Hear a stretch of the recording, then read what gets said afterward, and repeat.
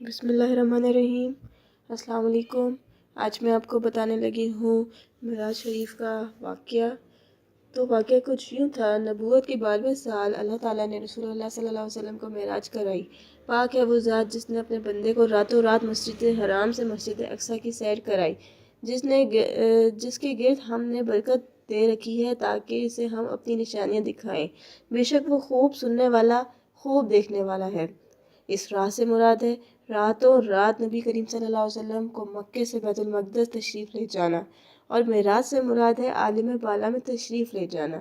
یہ واقعہ جسم اور روح سمیت پیش آیا۔ واقعہ معراج کا خلاصہ یہ ہے کہ آپ صلی اللہ علیہ وسلم اس شب حجر کعبہ میں آرام فرما رہے تھے۔ اس وقت آپ بیداری اور نیند کی ملی جلی حالت میں تھے۔ ایسے میں جبرائیل علیہ السلام تشریف لائے۔ انہوں نے آپ کے سینہ مبارک کو چاک کیا اور آب زمزم سے بھر کر ایمان سے تازہ کر دیا۔ پھر آپ کے سامنے سواری کے لیے براق لایا گیا، جو گھوڑے سے قدر چھوٹا سفید رنگ کا جانور تھا۔ اس کی تیز رفتاری کے باعث اسے براق کا نام دیا گیا، جس کا قدم جہاں تک نظر پڑتی تھی وہاں تک جاتا تھا۔ اس پر سوار ہو کر آپ بیت المقدس تشریف لے گئے، مسجد اقصیٰ میں داخل ہوئے، 2 رکعت نماز ادا کی۔ اس کے بعد تمام انبیاء کی امامت کروائی۔ پھر جبرائیل علیہ السلام آپ صلی اللہ علیہ وسلم کے پاس 2 برتن لائے۔ اس میں ایک میں شراب تھی، دوسرے میں دودھ۔ آپ نے دودھ پسند فرمایا۔ اس پر جبرائیل علیہ السلام نے کہا آپ کو ہدایت نصیب ہوئی اور آپ کی امت کو بھی۔ اگر آپ شراب کو پسند فرماتے تو آپ کی امت گمراہ ہوتی۔ اس کے بعد آپ کو بیت المقدس سے آسمان دنیا لے جایا گیا۔ جبرائیل علیہ السلام نے دروازہ کھلوایا، آپ کے لیے دروازہ کھولا گیا۔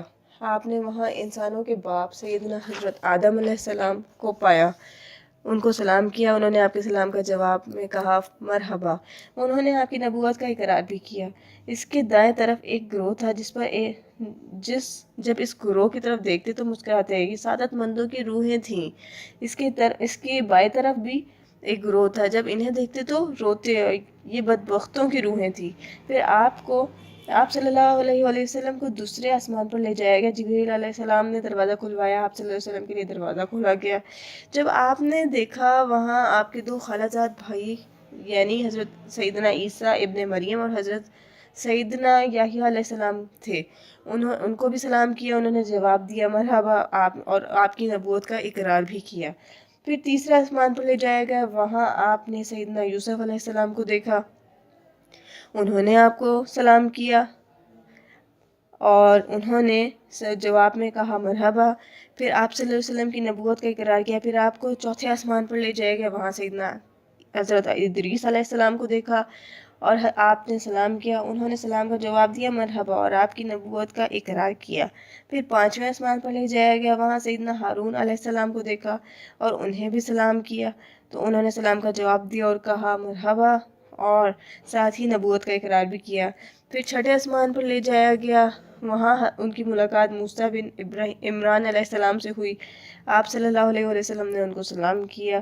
انہوں نے جواب میں کہا مرحبا، اور آپ کی نبوت کا اقرار کیا۔ اسی طرح 7ویں آسمان پر ان کی ملاقات حضرت ابراہیم علیہ السلام سے ہوئی۔ آپ صلی اللہ علیہ وسلم نے ان کو سلام کیا اور انہوں نے جواب میں مرحبا کہا اور نبوت کا اقرار کیا۔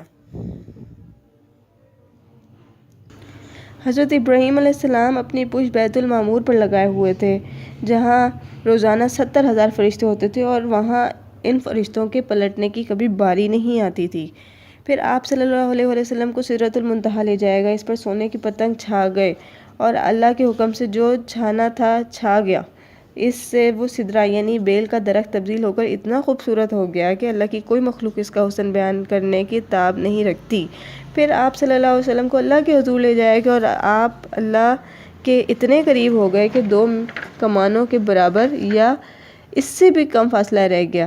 اس وقت اللہ نے آپ پر اور آپ کی امت پر دن رات میں 5 نمازیں فرض کی۔ اس میں شک نہیں کہ نماز اعلان نبوت کے وقت ہی فرض ہو گئی تھی، مگر اس وقت صرف فجر اور عصر کی 2 نمازیں فرض ہوئی تھیں۔